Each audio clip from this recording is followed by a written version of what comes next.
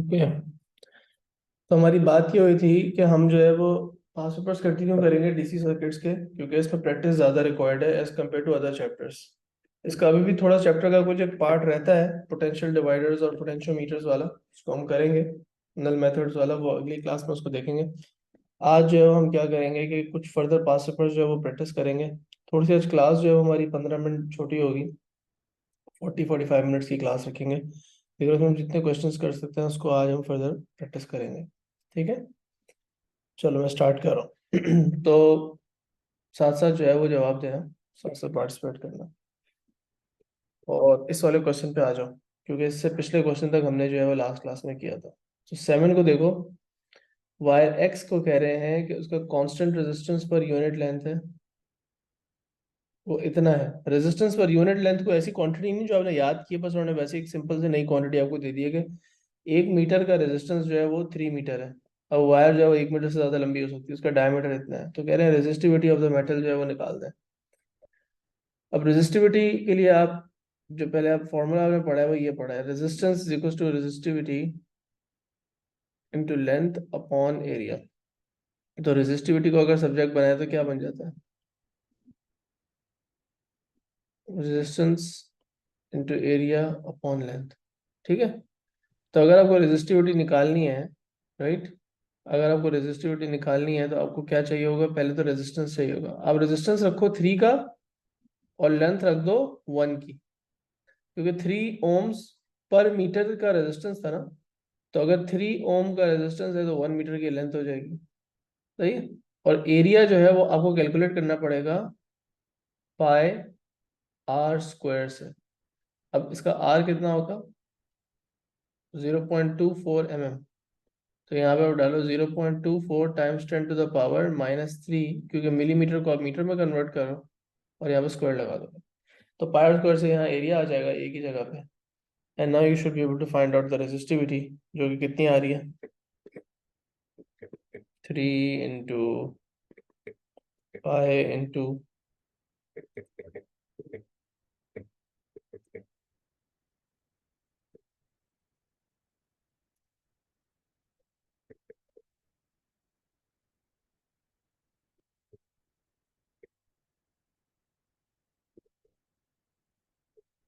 इसका हम स्क्वायर कर लेंगे और नीचे 1 आ जाएगा। So we are getting 5.4 times 10⁻⁻⁷।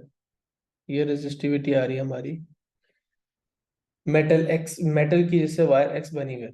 Wire x को उन्होंने कनेक्ट कर दिया है इस सर्किट के अंदर, जिसके अंदर एक सेल है जिसका 5 वोल्ट ईएमएफ है, 2 ओम्स का इंटरनल रेजिस्टेंस है, मेन ब्रांच में करंट, जब बैटरी में से करंट फ्लो कर रहा है 1.6 एम्पेयर है, नीचे एक और रेजिस्टर लगा हुआ है 4.5 ओम्स का। कह रहे हैं पीडी अक्रॉस आर निकाल दें। PD across R, PD across R ये वाला होगा, पीडी अक्रॉस यहाँ से यहाँ तक होगा R, but it is also the PD across wire X. Essentially ये हमारा क्या है, टर्मिनल पीडी है जो हमने निकालना है। हमने क्या निकालना है, टर्मिनल पीडी ही निकालना है। और टर्मिनल पीडी आप कैसे निकालते हो, टर्मिनल पीडी आप निकालते हो EMF minus I into lost volts, I into small R, तो लॉस्ट वोल्ट्स ईएमएफ में से माइनस करके निकालते हो। 5 वोल्ट्स आपका ईएमएफ है, बैटरी में से जो करंट पास कर रहा है आपने वो यहाँ डालना होता है जो कि 1.6 है, और जो 2 ओम्स है वो आपका क्या है, स्मॉल आर है, इंटरनल रेजिस्टेंस। सो 5 माइनस, और इससे आ रहा है answer 1.8। 1.8 volt is the PD across the wire X as well as the R resistor R, which is the terminal PD। तो lost volts इसका मतलब हमारे 3.2 हो जाएंगे। Determine for wire X its resistance। wire X का resistance क्या है, okay. सो wire X का resistance निकालने के लिए आपको पता होना चाहिए कि यहाँ करंट कितना पास कर रहा है, और आपको पता होना चाहिए कि वायर एक्स के अक्रॉस पीडी कितना है। क्या आपको पता है कि यहाँ पे करंट कितना पास करेगा, अभी इमीडिएटली तो आपको तो नहीं पता, लेकिन आपको ये पता चल सकता है कि यहाँ कितना करंट पास कर रहा है। तो अगर आप किसी तरह ये फिगर आउट कर लोगे ये करंट कितना है, तो फिर आप I1 भी निकाल लोगे। क्या सही कह रहा हूँ। और नीचे वाला करंट निकालने के लिए बहुत आसान है, आप वहां पे I is equal to V upon R लगाओ। तो पहले मैं निकाल रहा हूँ I2, नीचे वाली ब्रांच में जो करंट है वो वी अपॉन आर होगा, और वहां पे वोल्टेज हमने देखा था कि टर्मिनल पीटी कितना आ रहा है, 1.8 आ रहा है, और रेजिस्टेंस कितना है, तो इसके अक्रॉस पीडी 1.8 है और इसका रेजिस्टेंस कितना है 4.5, तो 1.8 ओवर 4.5 क्या आंसर आएगा। तो यहाँ पर मेरे पास करंट की वैल्यू आ रही है 0.4 एम्पेयर्स। ये कौन सी ब्रांच में करंट जा रहा है, यहाँ पे। तो अब इसका हमें ऑटोमेटिकली फर्स्ट लॉ से पता चल जाएगा कि 1.6 में से 0.4 यहाँ चला गया, इसका मतलब 1.2 यहाँ जा रहा होगा। इजी बात है ये।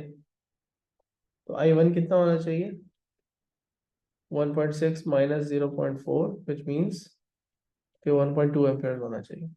अब जब रेजिस्टेंस निकालना है तो रेजिस्टेंस होता है सिंपली V अपॉन I, और यहाँ पे I जो है वो कौन सा वाला लूंगा, I1 लूंगा, तो मेरी वायर X में से रेजिस्टेंस गुजर रहा है।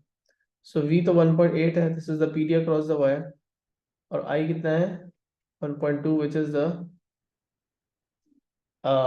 Current passing through the wire. तो 1.8 डिवाइडेड बाय 1.2, और हमारे पास आंसर आ रहा है जी 1.5। तो 1.5 ओम का रेजिस्टेंस है मेरी वायर का। अब निकालनी है उसकी लेंथ। तो उन्होंने कहा था कि रेजिस्टेंस अगर 1 मीटर की लेंथ है तो 3 ओम का रेजिस्टेंस है। तो अगर 1.5 मीटर का रेजिस्टेंस है तो लेंथ कितनी होगी, लेंथ को L बोल दो, यहाँ पे क्रॉस मल्टीप्लाई करो, L will be is equals to L into 3 एक साइड पे आ जाएगा और इस साइड पे 1.5 इंटू 1 आ जाएगा, तो 3 उस तरफ जाके डिवाइड कर देंगे, ये हमारे पास आंसर क्या आ जाएगा, 0.5 मीटर्स। सर 0.5। फर्स्ट पार्ट में आपको कैसे पता चला कि आपने टर्मिनल पीडी निकाला था?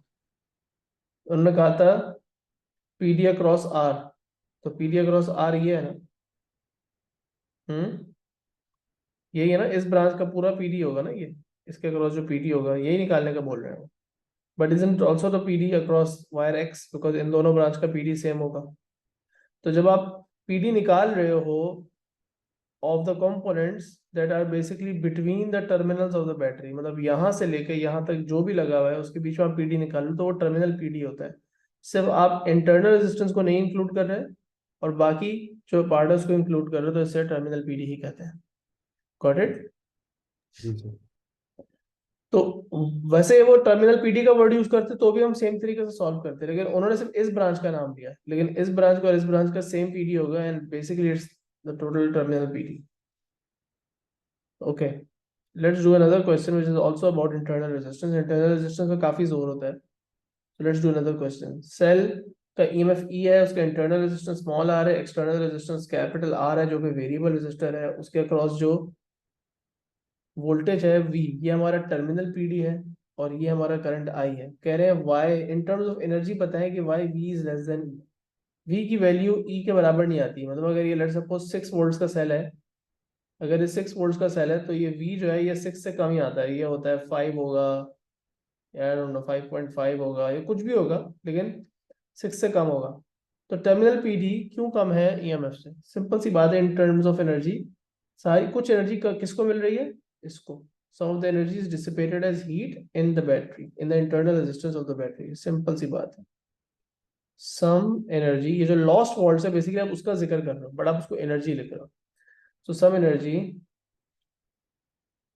Is lost as heat in the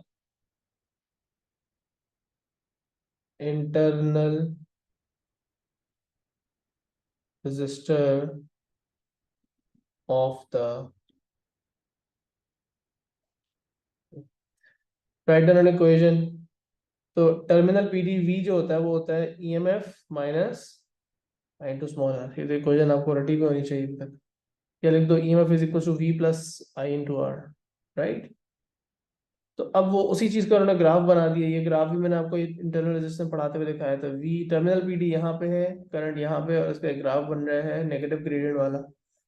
और इस ग्राफ का जो इंटरसेप्ट है वो हमने पढ़ा था कि वो ईएमएफ के बराबर होता है। इस ग्राफ का जो इंटरसेप्ट होता है दैट इज ईएमएफ, और इस ग्राफ का जो ग्रेडियंट होता है, इस ग्राफ का जो ग्रेडियंट होता है that is essentially your internal resistance.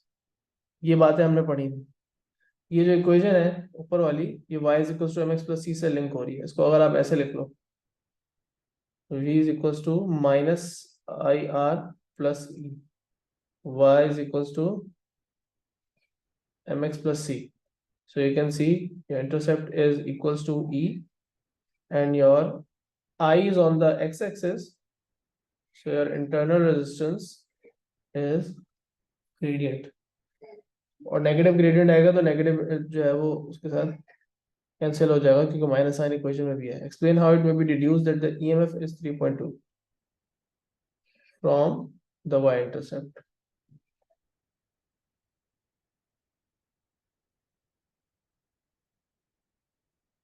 Right. Calculate the internal resistance R. अभी आपको बताया किस तरह निकालोगे, ग्रेडियंट से. और ग्रेडियंट कैसे आएगा, कोऑर्डिनेट्स पिक करो, ये वाला कोऑर्डिनेट ले लो और ये वाला कोऑर्डिनेट ले लो. यस, अनस ऐसे भी कह सकते हैं. यू कैन ऑल्सो से कि when the current is zero, so when I की वैल्यू जीरो होती है, ये वाली आई की वैल्यू जब जीरो होती है, तो जाहिर सी बात है ये वाला पूरा टर्म क्या हो जाएगा, जीरो हो जाएगा. तो E is equal to V हो जाएगा. सो इसलिए हम वाई इंटरसेप्ट से पिक करते हैं. व्हेन करंट की value is zero, then the value of the Y axis is basically your EMF. So gradient निकालना है, कोऑर्डिनेट्स पिक करो भाई. ये जो रेड वाले पॉइंट्स मार्क किए इन्हीं को एज ए कोऑर्डिनेट्स यूज कर लेते हैं. ये वाले कोऑर्डिनेट्स हैं आपके 1.5 कॉमा व्हाट इज इट 0.7, और इसके कोऑर्डिनेट है 0,2.8. यही है. तो 0 पॉइंट किस तरह लेंगे, y2 minus y1, 0.7 minus 2.8 divided by 1.5 minus 0. So y2 minus y1 over x2 minus x1. Negative gradient आएगा, लेकिन आपको पता है कि आपका नेगेटिव ग्रेडियंट माइनस आर के बराबर है. ग्रेडियंट जो है वो आपका माइनस आर के बराबर है. तो minus R equals this gradient. और ग्रेडियंट क्या आ रहा है,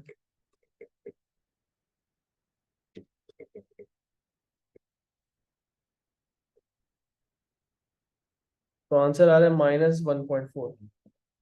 लेकिन ये माइनस साइन कैंसिल हो जाएगा, तो 1.4 ओम जो है आपका इंटरनल रेजिस्टेंस है. Simple.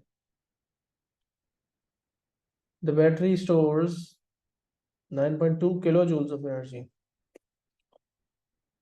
The variable is adjusted so that v is equals to 2.1.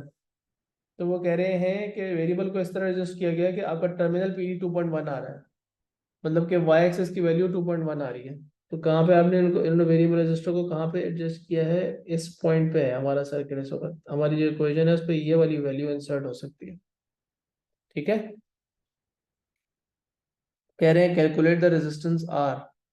क्या वही इक्वेशन यूज कर सकते हैं, V is equals to E minus I R. V आपको बता दिया गया है 2.1 है. हम्म. और E जो है वो आपको पता है कितना है, 2.8 है. I जो है वो आप यहाँ से y एक्स एक्सिस से देख सकते हो, 0.5 होगा. बेटा ये जो इक्वेशन होती है, ये जो इक्वेशन होती है, ये इक्वेशन वोल्टेजेस की है. और वोल्टेजेस की इक्वेशन जो है हम कहते हैं किरचॉफ वोल्टेज लॉ या किरचॉफ सेकंड लॉ. और जो किरचॉफ सेकंड लॉ की इक्वेशन होती है वो एनर्जी की इक्वेशन होती है. ठीक है. ये आउटपुट एनर्जी है, ये इनपुट एनर्जी है, ये लॉस्ट वोल्ट्स है. ठीक है, सिंपल सी बात है. अच्छा, करंट की वैल्यू 0.5 है, इंटरनल रेजिस्टेंस हमें पता है 1.4 है. अच्छा, अभी इस इक्वेशन में फाइंड मैं क्या कर रहा हूँ, जब मैं सारी चीजें ऐसे ही निकाल रहा हूँ, फायदा क्या हुआ. ठीक है, तो इस इक्वेशन को यूज करने का ऐसा सच कोई फायदा नहीं है. एक काम करते हैं सिंपल. हमें पता है कि टर्मिनल पीडी 2.1 है. हमें पता है रेजिस्टेंस क्या होता है, किसी भी चीज का रेजिस्टेंस होता है V upon I. Right. So there is the voltage that is across the resistor R is 2.1 volts, and the current that's passing through the resistor R can be seen from the graph, it's 0.5. So 2.1 comma 0.5 था, यहाँ पे किया, ये कितना आ जाएगा, 2.1 divided by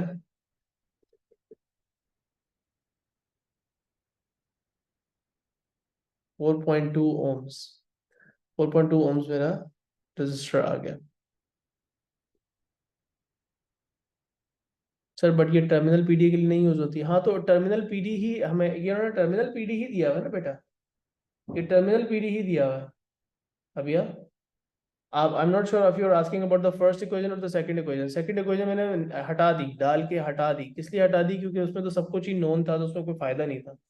ठीक है, उस इक्वेशन को मैं ऐसे लिख सकता था, मैंने उस इक्वेशन को लिखा था वैसे, v is equal to E minus I into R, लेकिन उसको मैं ऐसे भी लिख सकता था, यहाँ पे लिख सकता था आई इंटू आर, और यहाँ पे लिख सकता था E minus I into small R, और फिर यहाँ से आर निकाल सकता था बिकॉज बाकी सारी चीज़ों की वैल्यू अवेलेबल थी। ठीक है, तो इस तरह भी लिखा जा सकता था क्वेश्चन को सॉल्व करने के लिए। चलो जी, लेकिन मैंने सिर्फ simply v is equal to I R या r is equal to v upon I से सॉल्व कर लिया। Number of electrons passing in a time of 1 second. Number of electrons कैसे निकाल सकते हैं? वो तभी निकाल सकते हैं हाँ, जब आपको पता हो कि चार्ज या करंट कितना पास कर रहा है। तो भाई कितना करंट पास कर रहा है ये आपको पता है, 0.5 एम्पेयर का करंट पास कर रहा है, राइट? तो आपको पहले निकालना पड़ेगा चार्ज। चार्ज होता है आई इंटू टी। करंट 0.5 है और टाइम आपको कह रहे हैं 1 सेकेंड है, तो 0.5 कूलम का ही चार्ज पास कर रहा है ना।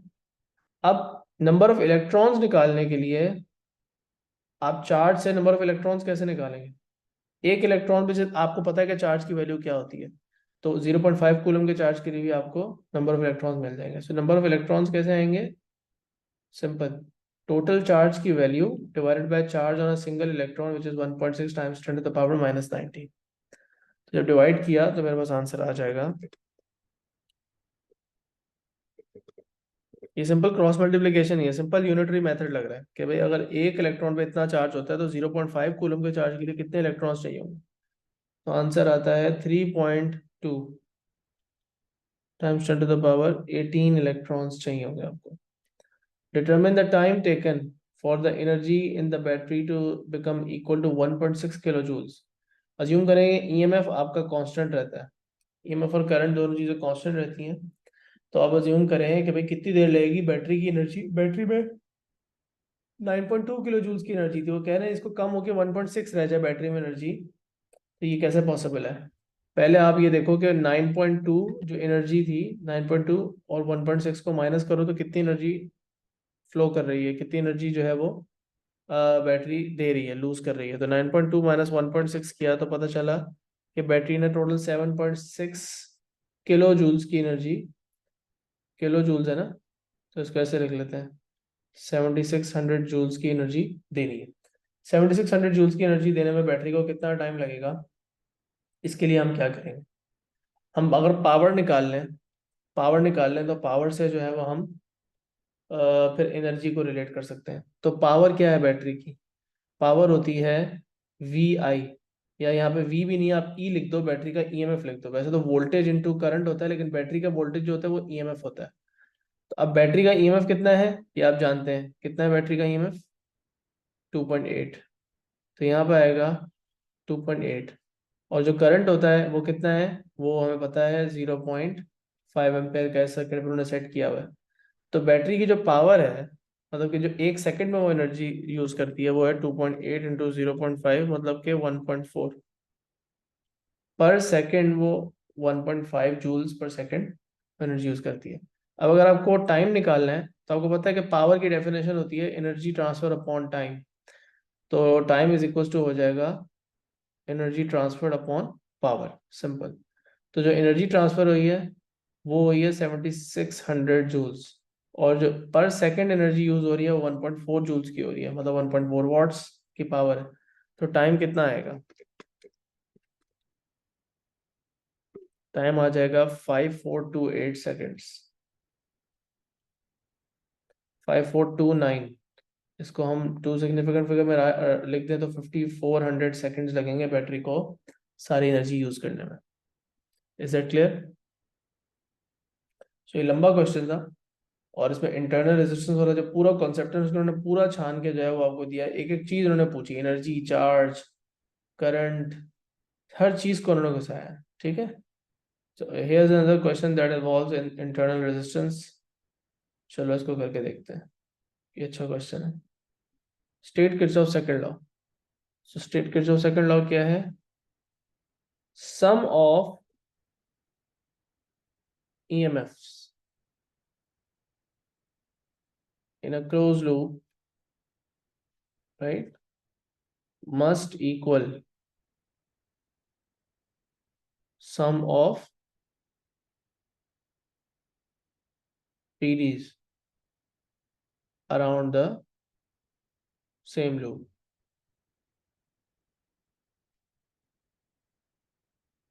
अब आपके पास एक सर्किट डायग्राम है जिसमें बैटरी है, उसके कुछ इंटरनल रेजिस्टेंस है और दो रेजिस्टर्स पैरेलल में लगे हैं। Reading on the voltmeter is 4.8। सो इसका मतलब ये क्या है? ये है आपका वोल्टमीटर हमेशा टर्मिनल पीडी रीड करके देता है, बिकॉज वोल्टमीटर आपको यहाँ से लेके यहाँ तक ये वाला वोल्टेज बता रहा है, which is basically the voltage across this parallel combination. Combined resistance निकाल दें। हमें पता है कि जब दो लगे हुए हो तो आप प्रोडक्ट अपॉन सम भी यूज कर सकते हैं, ऑल्दो 1/90 प्लस 1/18 का इनवर्स भी आप कर सकते हो, और आप ये भी तो कर सकते हो ना, प्रोडक्ट अपॉन सम। तो 90 इंटू 18 और 90 प्लस 18 कर लेते हैं। आपका आंसर आया 15 ओम्स। ऑलराइट, सब क्लियर है? अब चलेंगे करंट इन द बैटरी निकालेंगे। करंट इन द बैटरी जब निकालना है तो आप बेसिकली यहाँ वाला करंट, मतलब इस ब्रांच में यहाँ से लेके यहाँ तक, ये जो ब्रांच है मेन ब्रांच, जो करंट है हमने वो निकालना है। तो जो करंट आप निकालने जा रहे हैं तो आप बेसिकली अब इक्वेशन यूज कर सकते हैं इंटरनल रेजिस्टेंस वाली, जो आपने इक्वेशन बनाई हुई है, जो कि किरचॉफ सेकंड लॉ से ही निकाली हुई हमने। और वो क्या है कि टर्मिनल पीडी जो है वो होता है EMF माइनस लॉस्ट वोल्ट, जो कि I इंटू R होता है। So if you can find I, that's basically your answer. Terminal PD आपको बता दिया उन्होंने कितना आ रहा है, 4.8, which is the voltmeter reading. EMF आपको उन्होंने बता दिया 5.6 है, जो कि सर्किट के ऊपर बैटरी का EMF लिखा हुआ है। आई आपको निकालना है और इंटरनल रेजिस्टेंस की वैल्यू भी आपको नहीं पता, तो ये कैसे होगा? ये तो मसला बन जाएगा, ये तो ऐसे नहीं हो पाएगा। So we can't do it like this, ऐसे तो नहीं हो सकता। तो इसको दूसरे तरीके से कर लेते हैं। V is equals to I R लगा के कर लेते हैं। V is equals to I R, we are applying this across this parallel combination of resistors. Okay, तो V is equals to I R जब मैं लगाता हूँ तो मेरा V क्या है? तो PD across both of these resistors. तो इनका कंबाइंड रेजिस्टेंस लूँ और इनका कंबाइंड करंट लूँ तो मुझे, और कंबाइंड वोल्टेज जो कि V है, कंबाइंड करंट जो कि ये वाला करंट है, जो कि करंट इन द बैटरी भी होगा, और इनका कंबाइंड रेजिस्टेंस जो कि 15 ओम है, वो मैं यहाँ पे डाल दूंगा। So I is equals to V upon R। V हम क्या ले रहे हैं? 4.8, जो कि टर्मिनल PD है, दोनों के अक्रॉस कंबाइंड वोल्टेज है, और कंबाइंड रेजिस्टेंस हम दोनों के लिया है 15। तो 4.8 डिवाइडेड बाय 15 किया तो जवाब आ रहा है 0.32 amperes. So this is the current, 0.32 amperes. Show that the internal resistance R is 2.5. Now you can use that equation. आप कहोगे V is equals to EMF minus I into R है. This is 4.8. This is 5.6. I you now know is 0.32 and small r you will find out. यहाँ से rearrange करके जब निकालोगे, बेटा मैंने 5.6 एज वोल्टेज क्यों नहीं यूज किया? ओके, ये क्वेश्चन पूछा है, इसको मैं क्लियर कर दूं। Why did I use 4.8 as the voltage and not 5.6? Because जो वोल्टेज की वैल्यू हम यहाँ पे, ये जो V equals to I R की इक्वेशन अप्लाई कर रहे हैं, वो इस कॉम्बिनेशन ऑफ रेजिस्टर्स के अक्रॉस अप्लाई कर रहे हैं। तो ये जो हमारे एक्सटर्नल रेजिस्टर्स लगे हुए होते हैं, इनके अक्रॉस जो वोल्टेज होता है वो हमारा टर्मिनल पीडी होता है। इनके अक्रॉस जो हमारा वोल्टेज ड्रॉप होता है वो टर्मिनल पीड होता है। जो 5.6 में से 4.8 इनके अक्रॉस ड्रॉप हो रहा है, और जो नहीं हो रहा है इनके अक्रॉस ड्रॉप, जो बच गया है, वो इसके अक्रॉस ड्रॉप हो रहा है। और जो वोल्ट मीटर की रीडिंग होती है ना, वो आपको एक्सटर्नल रेजिस्टर्स के अक्रॉस जो पीडी होता है, टर्मिनल पीडी, वो बता रहा होता है। तो इसलिए हमें एक्सटर्नल वोल्टेज यहाँ पे यूज करना है, क्योंकि उसी का रेजिस्टेंस भी लगा रहा हूँ। जिन रेजिस्टर्स का रेजिस्टेंस यूज कर रहा हूँ उन्हीं के अक्रॉस वाला वोल्टेज लूंगा ना। ये तो नहीं हो सकता ना कि वोल्टेज में टोटल वाला ले लो, जो EMF है वो तो नहीं ले सकता। So 5.6 is not the voltage across both resistors. Some of it is lost across internal resistance. That's why we cannot take 5.6. We have to take the terminal PD. So R की value क्या आई? 5.6 minus 4.8 करेंगे, internal resistance 0.8 आता है, इसको divide by 0.32 करेंगे तो भाई 2.5 आ रहा है। 2.5 हो, यही शो करना था, कर दिया show. Determine the ratio of power dissipated by internal resistance and total power produced by the battery. तो ये एसेंशियली हम निकाल क्या रहे हैं? ये हम निकाल रहे हैं कि कितनी एनर्जी वेस्ट हो रही है ना। एफिशिएंसी का उल्टा निकाल रहे हैं, मतलब अगर एफिशिएंसी किसी चीज की 80% है तो 20% उस वो इनएफिशिएंट है, 20% एनर्जी वो वेस्ट करती है, तो हम बेसिकली वो चीज निकाल रहे हैं यहाँ पे। ठीक है ना, power dissipated by internal resistor R and power dissipated by battery. अच्छा, अब पावर के लिए आप यूज कर सकते हो फॉर्मूला कौन सा? आप फॉर्मूला यूज कर लो वी आई वाला। ठीक है, तो वी आई वाला फॉर्मूला अगर आप यूज करते हो तो ये इंटरनल रेजिस्टर के अक्रॉस वी आई होगा, और यहाँ पे भी, यहाँ पे लेकिन जो है वो वी आई, यहाँ पे वी आई वाला फॉर्मूला हिसाब से मैं लगाता हूँ। अब इस बात को रियलाइज करो कि करंट तो सेम होगा, यस करंट तो सेम होगा दोनों का, लेकिन जो V है, ये कौन सा वाला V है? यहाँ पे जो वोल्टेज है ये लॉस्ट वोल्ट है। इंटरनल रेजिस्टर के अक्रॉस जो वोल्टेज होता है वो लॉस्ट वोल्ट होता है, तो हमें यहाँ पे उसकी वैल्यू लेनी है। तो इसको don't confuse this V with the, what do you call it, the terminal PD। अच्छा, और जो power produce by the battery है उसके अंदर जो V होता है वो बैटरी का EMF होता है, यहाँ पे आपको EMF की वैल्यू लेनी पड़ती है। तो अब जरा रेशियो निकालते हैं, कैलकुलेट करते हैं। तो भाई लॉस्ट वोल्ट्स आपको पता है कितने आए थे? 0.8 आए थे, क्योंकि ईएमएफ है 5.6 और टर्मिनल पीडीएफ 4.8, तो लॉस्ट वोल्ट्स जो है वो 0.8 आएंगे। यहाँ पे लिख दिए। करंट आपको पता है आप कितना निकाल चुके हो, 0.32 करंट है ना। भी करंट की वैल्यू लिखो और सिर्फ वोल्टेजेस को डिवाइड कर दो तो पावर का रेशियो वही आ जाएगा। जो वोल्टेजेस का रेशियो है वही पावर का रेशियो है, बिकॉज करंट ऊपर और नीचे तो सेम ही होगा। ये तो कैंसिल ही हो जाना है, 0.32 0.32। जो ईएमएफ है वो कितना है? 5.6। तो आपको अगर एफिशिएंसी या बैटरी के एफिशिएंसी का इन्वर्स निकालना भी है तो वोल्टेजेस को डिवाइड करते हैं। बेशक you don't even need this, you don't need this in the first place, just divide the lost volts. You could have simply written it like this: lost volts upon EMF। Sir 0.8 कहाँ पर है? 0.8 कहाँ पर है बेटा? Battery का EMF कितना है? 5.6। वोल्टमीटर की रीडिंग कितनी है? टर्मिनल पीडी कितना है? 4.8। इन दोनों को माइनस करता हूँ तो इंटरनल रेजिस्टेंस के अक्रॉस जो रेजिस्टेंस आ रहा है वो 0.8 वोल्ट्स आ रहा है, लॉस्ट वोल्ट्स। समझ रहे हो? ओके हो गया? जी सर। हाँ, तो भाई 0.8 डिवाइडेड बाय 5.6 किया तो 0.14 यानी तकरीबन 14%, 0.14 मेरा रेशियो आ रहा है। बट मैं जैसे कह रहा हूँ कि rather than using the equation of power you can simply just divide the voltages as well, because the if the current in the two things is the same then the ratio of the voltages is essentially the ratio of power as well। Okay, ये question थोड़ा सा different है। तो कह रहे हैं कि एक बैटरी है और एक और बैटरी है, दोनों को आमने सामने इस तरह लगा दिया है, और दोनों बैटरीज को देखो एक दूसरे की पॉजिटिव पॉजिटिव फेस कर रहे हैं। इसका पॉजिटिव और इसका पॉजिटिव फेस कर रहे हैं, तो ये यहाँ से करंट पुश करेगा, ये यहाँ से करंट पुश करेगा, राइट। और दोनों के इंटरनल रेजिस्टेंस है। कह रहे हैं determine the current in the circuit. इस सर्किट के अंदर आप कुछ भी प्रिडिक्ट नहीं कर सकते कि करंट यूं फ्लो करेगा या करंट यूं फ्लो करेगा, लेकिन मैं अज्यूम कर लेता हूँ कि ये बैटरी बड़ी है तो ओवरऑल करंट यूं फ्लो करेगा। अगर मेरी अजम्पशन गलत भी होगी तो क्या होगा? मेरा आंसर माइनस में आ जाएगा। मैं अपना लूप बना रहा हूँ और मैं किरचॉफ सेकंड लॉ की इक्वेशन अप्लाई करूंगा और उस पर करंट निकाल लूंगा। करंट को मैं यूं मार्क कर देता हूँ आई, ठीक है, अपने लूप के साथ। Now I will apply the Kirchhoff second law. Kirchhoff second law लगाने के लिए आप सम ऑफ ईएमएफ्स लेते हो। सम ऑफ ईएमएफ्स में ये वाली जो बैटरी है, मैं दोबारा से डायरेक्शन वाली बात एक्सप्लेन कर रहा हूँ जिसमें आप लोगों को कंफ्यूजन होती है। ये वाली बैटरी लेफ्ट फेस कर रही है या राइट फेस कर रही है? 7.2 वाली, खुद बताओ पहले आप लोग। लेफ्ट। तो और ये वाली 5.6 वाली बैटरी यूं फेस कर रही है अगेंस्ट द लूप या विद द? लेफ्ट पे क्या नहीं? तो ये दोनों लेफ्ट पे फेस लेफ्ट। कर रही हैं, but in one you can say they are facing the opposite way of each other. मतलब हो ये रहा है कि ये यूं फेस कर रही है, ये यूं फेस कर रही है, लेकिन करंट यूं पास कर रहा है, तो इसके अगेंस्ट पास कर रहा है करंट, है ना। क्योंकि उसकी ज्यादा वोल्टेज है तो नीचे। इसका जो ईएमएफ है वो मुझे माइनस में, नेगेटिव में लिखना चाहिए, 7.2 माइनस 5.6 लिखना चाहिए, बस ये बताना चाह रहा हूँ। हम ये नहीं लिख सकते कि 7.2 प्लस 5.6 कर दें। एक मिनट होल्ड करना प्लीज।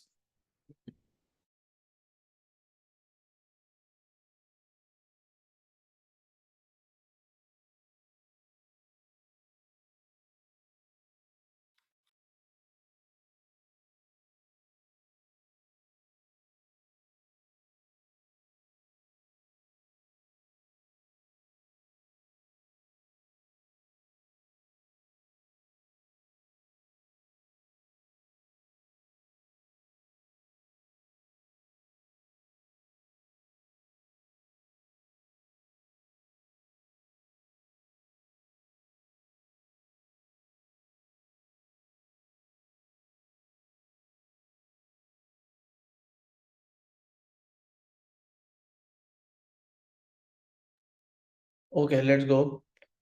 सो 7.2 माइनस 5.6 किया, माइनस साइन। करंट का डायरेक्शन पता कैसे चलेगा?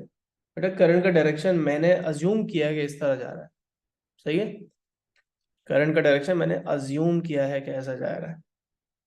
जरूरी नहीं है कि करंट ऐसे ही जाए, आप नीचे की तरफ लगा लो करंट। हमने इसको क्लॉकवाइज लगा दिया करंट को, आप एंटी क्लॉकवाइज भी लगा सकते हो। ठीक है, ओके। लेफ्ट और राइट वाली बात एक दफा फिर एक्सप्लेन कर देता हूँ। बेटा ये जो दोनों ईएमएफ्स हैं इनको प्लस करना चाहिए या माइनस करना चाहिए, इस बात को समझने के लिए आप ये देखें कि मैंने करंट की डायरेक्शन यू मार्क किया और अपने लूप की डायरेक्शन यू मार्क किया, like just in the direction of the current. But according to this battery alone will it send the current this way और दिस वे? ये battery जो है, what will this battery do? Will it send the current in an anticlockwise direction और will it send the current, मतलब ये clockwise direction में current को भेजेगी या एंटी क्लॉकवाइज डायरेक्शन में? बस एंटी मुझे ये बता। क्लॉकवाइज। ये क्लॉकवाइज भेजेगी, तो इसके ईएमएफ को एज अ पॉजिटिव नंबर यहाँ पे लिया है। ठीक है, अब इस वाले बैटरी को देखो, ये वाली बैटरी करंट को ऐसे एंटी क्लॉकवाइज भेजेगी या क्लॉकवाइज भेजेगी? इस बैटरी कैसे, ये बैटरी के टर्मिनल्स कैसे लगे? ये एंटी क्लॉकवाइज भेजेगी ना करंट को। Yes sir. तो यस। इसको हम अब, ये जो करंट बनाया गया है, जो करंट मैंने अज्यूम किया है सर्किट के अंदर, उसके ऑपोजिट लगी हुई है ना ये बैटरी, इसका मतलब। तो इसलिए इसको मैंने नेगेटिव साइन दिया। समझ आ रही बात? ओके, अब जरा सम ऑफ ईएमएफ लेफ्ट साइड पे होगा तो सम ऑफ पीडीज आएंगे राइट साइड पे। पीडीज हमारे दो हैं, एक ये वाला और एक ये वाला, दोनों इंटरनल रेजिस्टेंस ही है बेसिकली पीडीज में। तो करंट आई इंटू, एक हो जाएगा 2.5, और एक और करंट, वही सेम करंट आई इंटू 3.5। तो लेफ्ट साइड हो जाएगी सिंप्लीफाई होके 7.2 माइनस 5.6 विच इज 1.6, और राइट साइड हो जाएगी आई को कॉमन ले लो और 2.5 और 3.5 को प्लस कर दो। 2.5 प्लस 3.5 6 होता है, आई इंटू 6 हो जाएगा। तो आई की वैल्यू 1.6/6, 0.266 आ रही है, तो 0.27 हो जाएगी, 0.27 एम्पियर्स। ओके, अच्छा जी। Question number 10, I guess I do one more question today. एक क्वेश्चन और करते हैं हम, और उसके बाद फिर शायद क्लास खत्म करनी पड़े। तो डिफाइन द ओम। ओम को डिफाइन करने के लिए आपने ये देखना है कि रेजिस्टेंस का फॉर्मूला क्या है, ये अपॉन आई। सो ये ओम में होता है, और ये होता है वोल्ट्स में, और ये होता है एम्पेयर्स में। So ohm is simply volt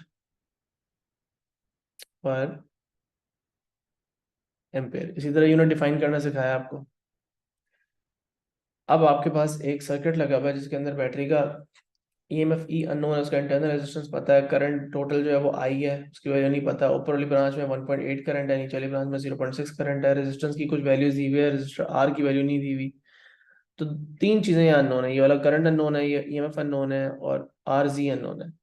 कह रहे हैं करंट इन द बैटरी निकाल दें, तो भाई ये तो सिंपली 1.8 प्लस 0.6 हो जाएगा।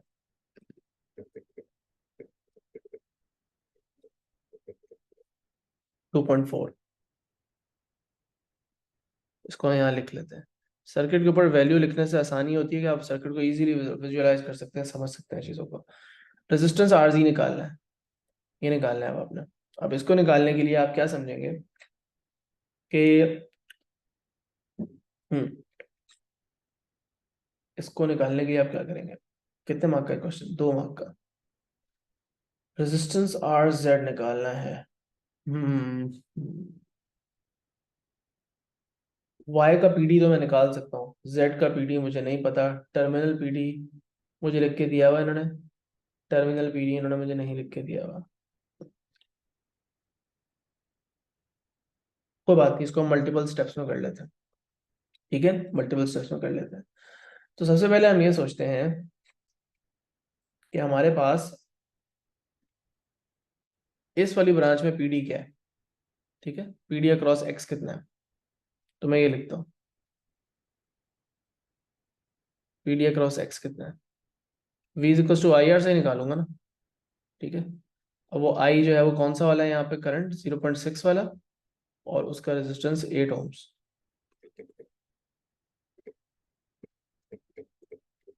मेरे पास पीडी आया नीचे वाली ब्रांच में कितना? 4.8 वोल्ट्स। अब ये बताओ कि कंबाइंड पीडी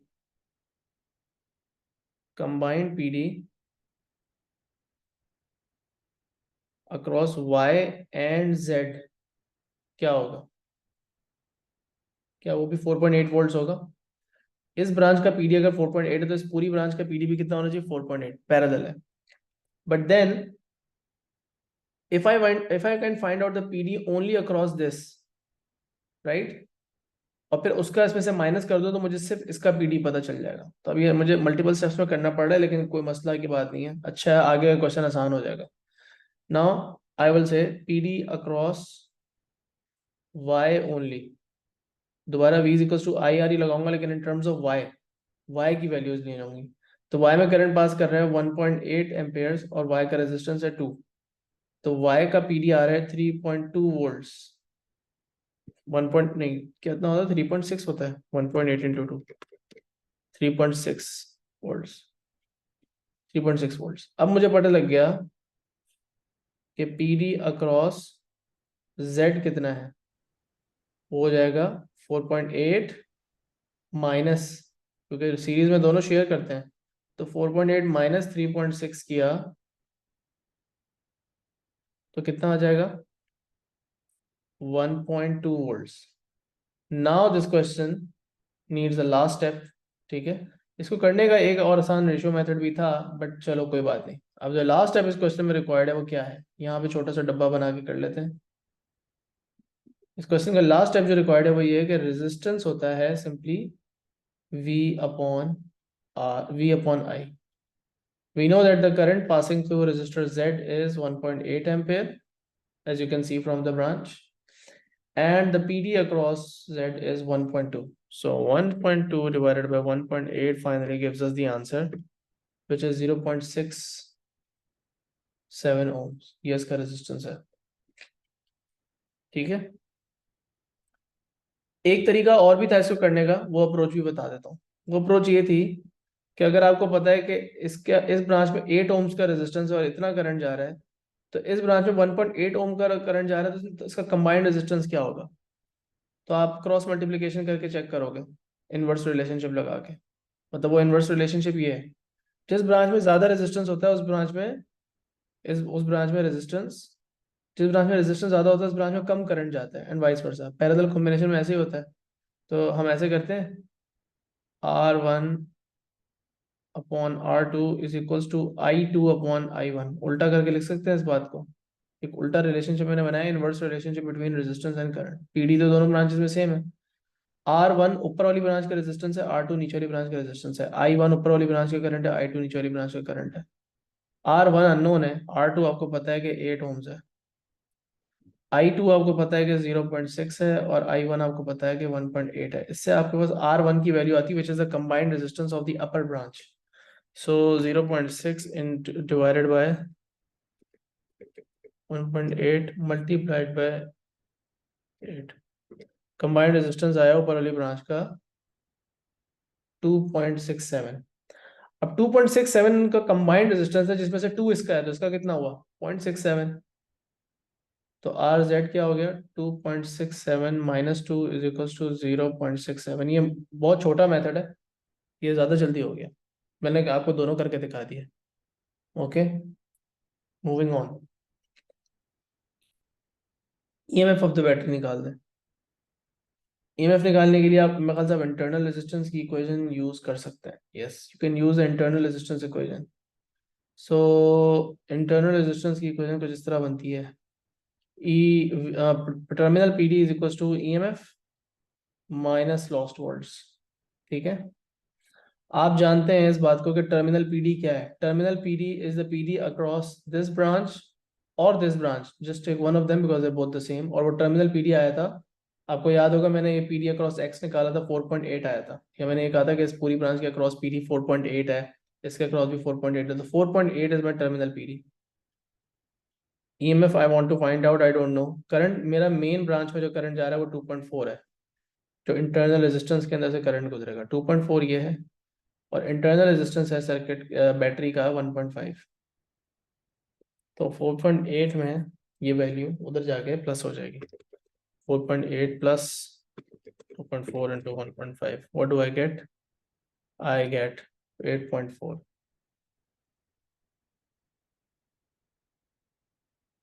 तो 8.4 आपका ईएमएफ हो गया।